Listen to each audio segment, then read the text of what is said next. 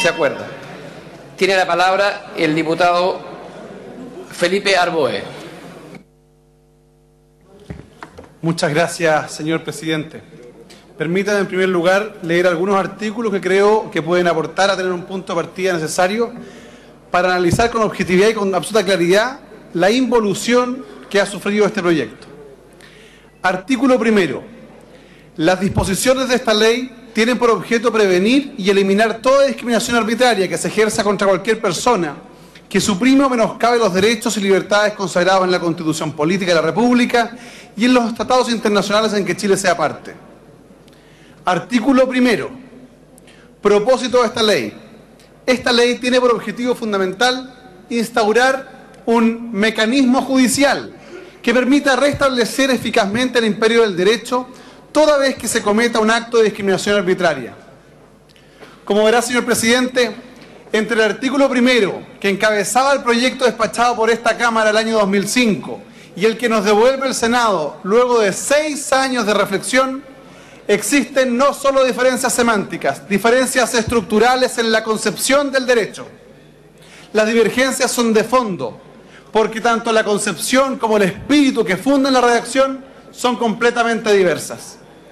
Nuestra propuesta plasmaba un principio general de aceptación de la diversidad, establecía como una obligación del Estado la promoción de valores de no discriminación.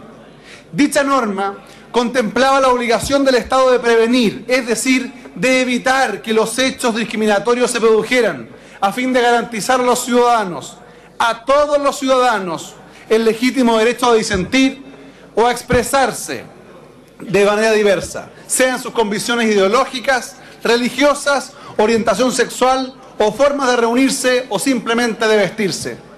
Con el texto que el gobierno del presidente Sebastián Piñera acordó con el Senado, el Estado está renunciando a su obligación de promover y prevenir los actos discriminatorios y circunscribe la participación del Estado solo a la creación de un mecanismo judicial. Es decir, nuevamente el legislador y el colegislador pretenden que el Estado llegue atrasado, toda vez que solo va a restablecer el imperio del derecho cuando éste ya ha sido violentado, sin ninguna responsabilidad e intención de evitar que dicha discriminación se produzca, y menos aún renuncia a la obligación del Estado, en mi concepto irrenunciable, de promover una cultura, no de tolerancia, de aceptación de la diversidad de nuestro país. Esta concepción reduccionista del derecho a la no discriminación se ve plasmada en otros artículos. Por ejemplo, el artículo 3º deja la acción de protección en la jurisdicción o competencia, como decía un profesor mío de Derecho Procesal, en los juzgados de letra y no en las cortes de apelaciones como tenía el proyecto original. Usted considerará, presidente, y usted bien conoce como ser abogado, que este derecho entonces no ser discriminado arbitrariamente va a tener un menor rango que derechos como el de propiedad, libertad u otros, cuyas acciones de protección de tutela constitucional se encuentran radicadas en las cortes de apelaciones, a fin de restablecer el imperio del derecho con una mayor potestad. Creará en la práctica un derecho de segunda categoría y por consiguiente la protección va a ser disminuida respecto a los otros derechos. La acción para perseguir en tribunales la discriminación. Originalmente esta acción era una acción popular, es decir, cualquier persona podía recurrir ante los tribunales de justicia en protección del afectado, del discriminado. Hoy se limita a ese derecho solo cuando el afectado está imposibilitado de hacerlo. ¿Cuántos menores, cuántas mujeres no se atreven a denunciar por temor? Seguiremos con la cifra negra y con la hipócrita cifra de violencia intrafamiliar, de discriminación y también de afectación de derechos fundamentales.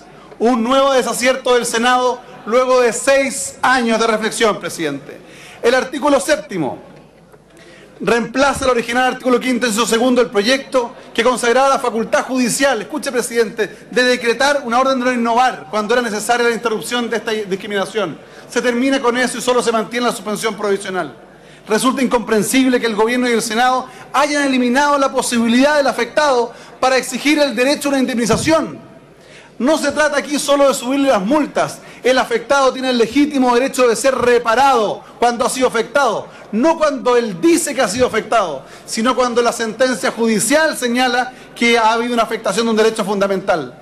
Luego el artículo 17 claramente genera una discriminación inaceptable.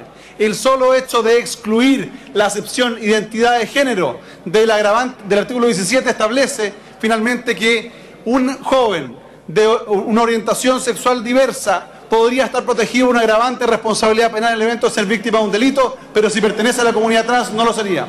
Finalmente, señor presidente, 6 años de tramitación para llegar a este proyecto es lamentable. Durante los gobiernos anteriores intentamos llegar a acuerdos, pero no estábamos disponibles para llegar a acuerdos que desnaturalizaran el proyecto. Por eso es muy importante, señor presidente, aquí veremos que solo debemos legislar pensando en las nuevas generaciones y no solo en las nuevas elecciones.